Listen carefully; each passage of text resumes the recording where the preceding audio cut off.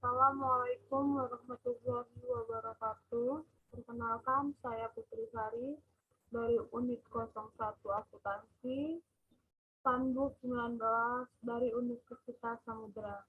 Saya di sini akan menjelaskan tentang rasio keuangan.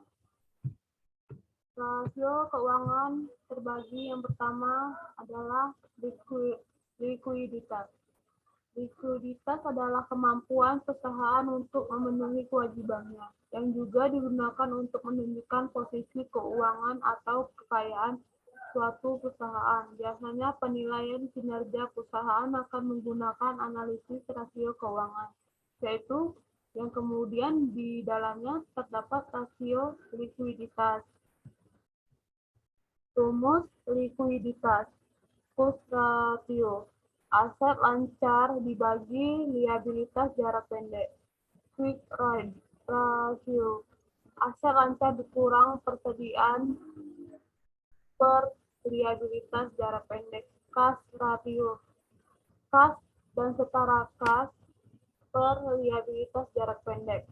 Yang kedua, solvabilitas. Solvabilitas adalah suatu kemampuan yang ada dari perusahaan itu sendiri untuk mengembalikan pinjaman yang diberikan oleh kreditor baik dalam bentuk jangka pendek maupun jangka panjang. Umumnya, untuk solvabilitas jangka pendek biasanya akan diukur dan dibandingkan dengan aset lancar. Sedangkan solvabilitas dalam jangka panjang, maka pendapatan akan menjadi poin penting dalam pengukuran tersebut. Rumus solvabilitas, debt to asset ratio. Total liabilitas dibagi total aset. Debt to equity ratio. Total liabilitas dibagi total ekuitas. Time interest at net ratio. Laba sebelum bunga dan pajak dibagi beban bunga.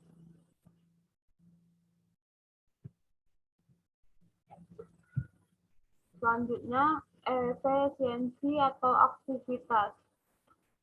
Efisiensi dalam ilmu ekonomi digunakan untuk merujuk pada sejumlah konsep yang terkait pada kegunaan, pemaksimalan, serta pemanfaatan seluruh sumber daya dalam proses produksi barang dan jasa. Sebuah sistem ekonomi dapat disebut efisien bila memenuhi kriteria, sedangkan manajemen berdasarkan aktivitas adalah perencanaan, pengorganisasian, pelaksanaan, dan pengendalian aktivitas untuk mencapai sasaran kerja dan tujuan organisasi melalui proses perbaikan terus-menerus.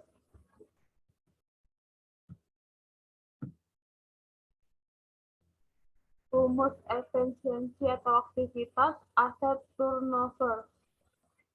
Penjualan dibagi total aset. Receivable turnover. Penjualan dibagi piutang usaha. Daily sales in receivable 365 hari dibagi receivable turnover. Selanjutnya,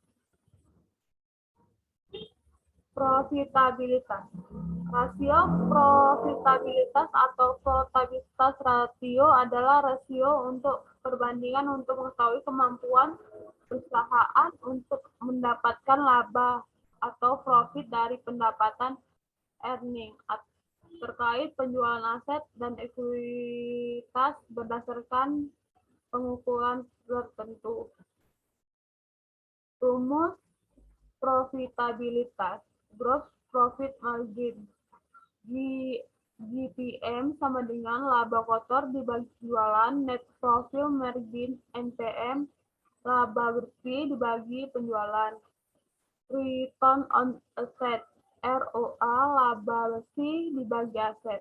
Return on equity, ROE, laba bersih dibagi ekuitas.